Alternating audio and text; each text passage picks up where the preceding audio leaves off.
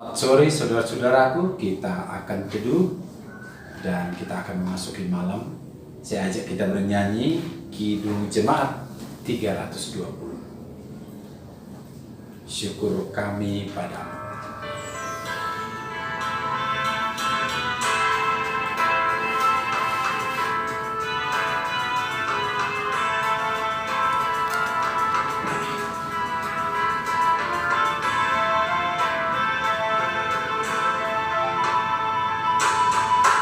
Syukur kami padamu, Tuhan Kepala Gereja, sebagai tubuh kami kau pelihara.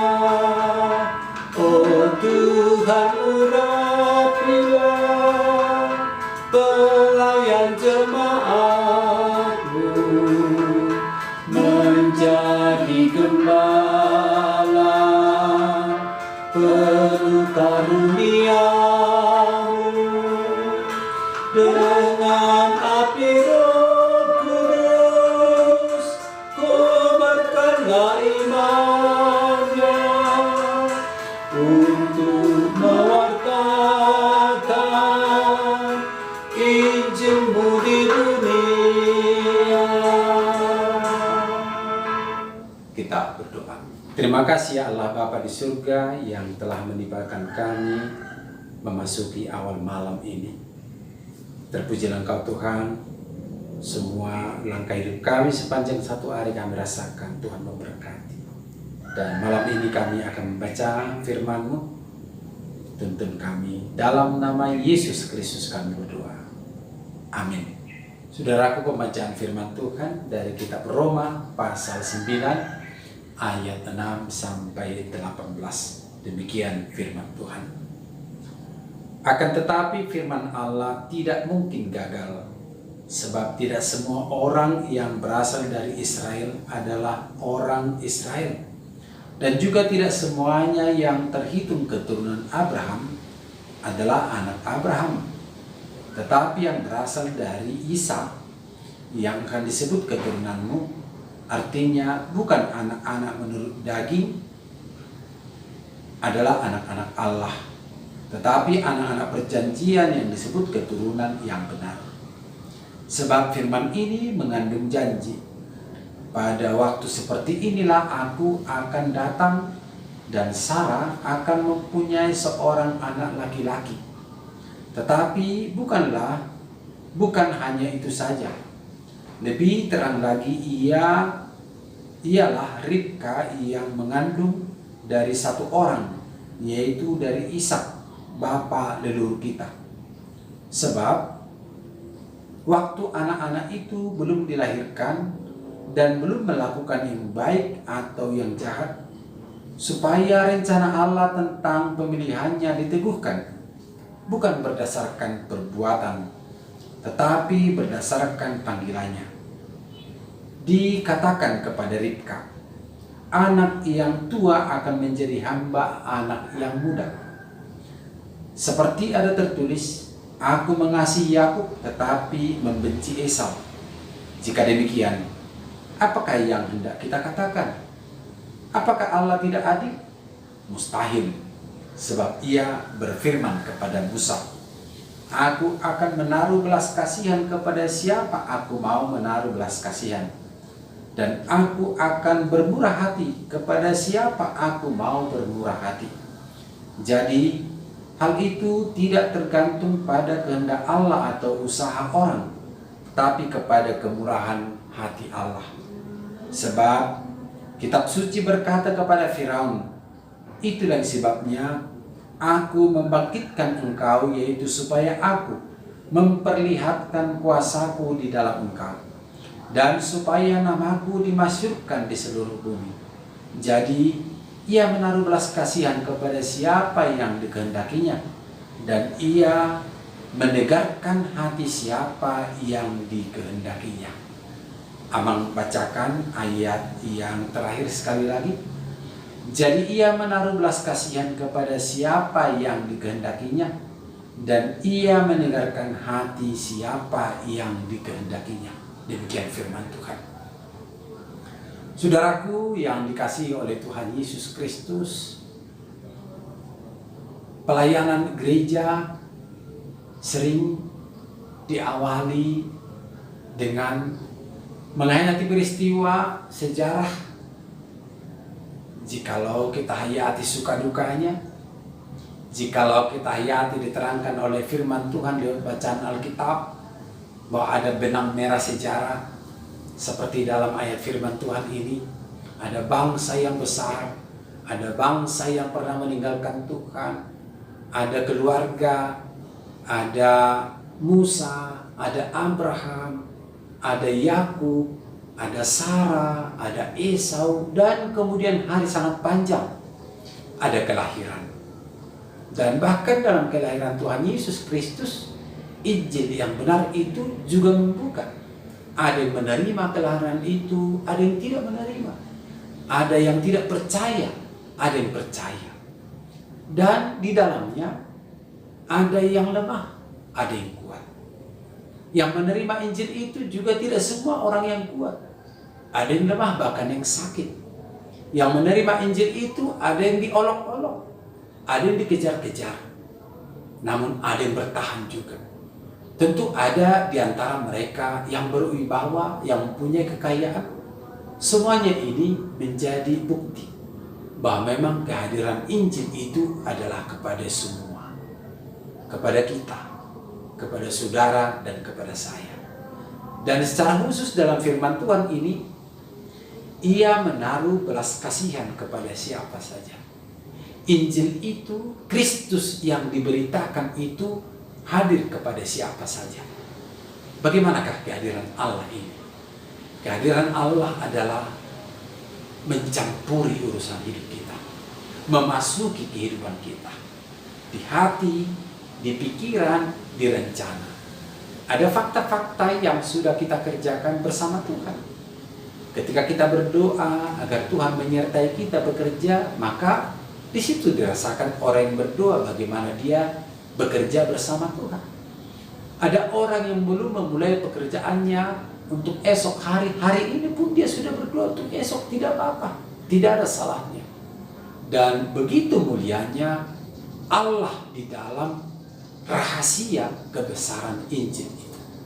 Saudara-saudaraku, gereja yang benar adalah gereja yang selalu jernih memberitakan Injil.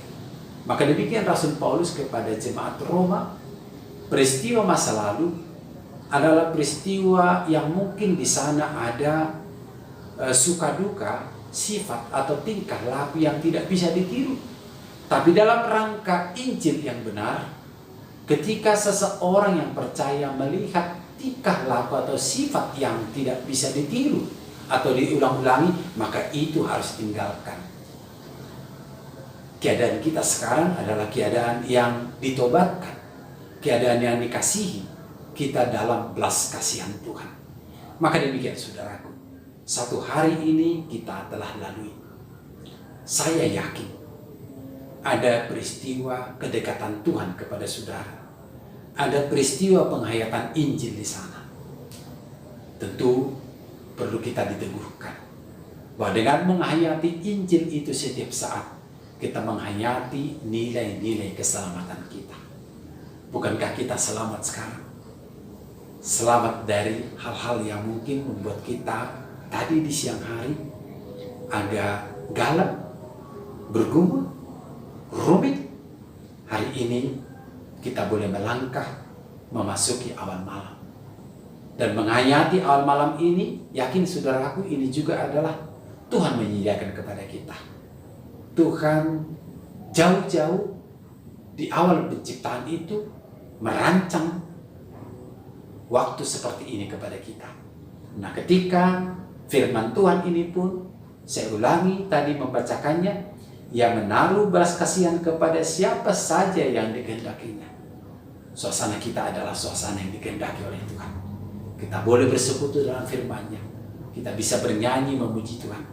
Dan dalam hidup kita senantiasa bertumbuh, berpegang pada pengharapan. Kegagalan tadi mungkin bisa aja terjadi.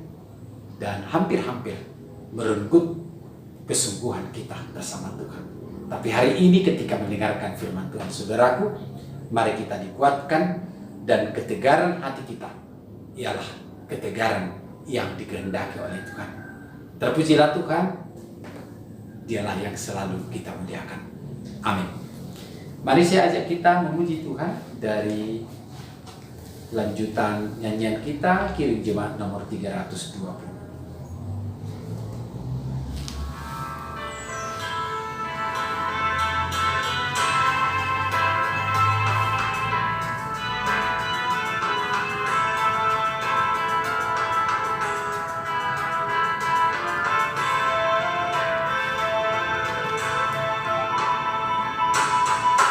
Oh Tuhan, curahkanlah wibawa yang rasuli, agar dihayati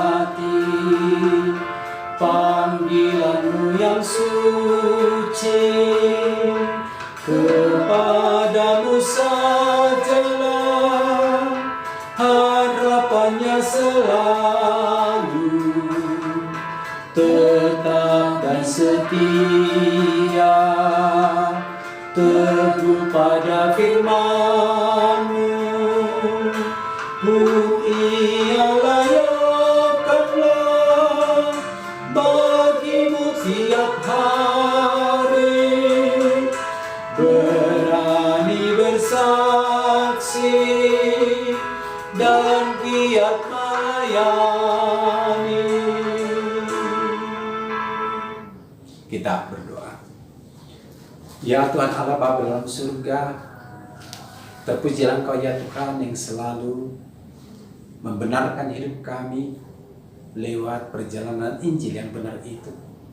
Yesus Kristus Tuhan dan Juru Selamat kami yang telah diberitakan, dan kami hayati kehadirannya, ialah kehadiran keselamatan itu.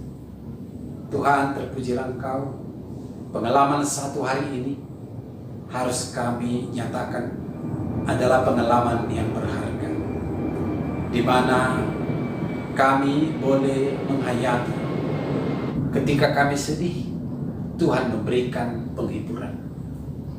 Kami pun bisa menghayati ketika kami lemah, Tuhan memberikan kekuatan. Demikian juga kami bisa menghayati ketika kami bergembira, kami terpanggil berbagi dengan orang lain. Dan banyak suasana hidup kami, Tuhan selalu ikut campur tangan, memberikan kekuatan baru bagi kami. Ya Tuhan, terima kasih untuk persekutuan keluarga menghayati firman-Mu di awal malam ini. Buatlah kami Tuhan lega, tenang dan teduh. Kami juga ingin berdoa bagi saudara-saudara kami, bagi keluarga kami yang mungkin dalam pergumulan karena sakit, sedih, ketidaktercapaian hal-hal yang direncanakan satu hari ini. Kami juga berdoa bagi mereka yang masih dalam proses pemulihan karena perawatan sakit. Tuhan, jenguk mereka ya Bapa, dan dampingi dan hadirlah Engkau menjamah mereka semua agar boleh pulih, boleh segar, selalu bertekun dalam kasih Tuhan. Pada malam hari ini kami juga berdoa untuk semua rencana-rencana gereja yang di pelosok, yang di kota, bahkan di mana saja. Para hamba-Mu yang melayani, buatlah ya Tuhan selalu dalam suasana sukacita, bertekun dalam kasih. Pelayan-Mu yang senantiasa bertekun oleh karena kemurahan-Mu. Berkati juga keluarganya Tuhan, berkati semua pelayan gereja-Mu.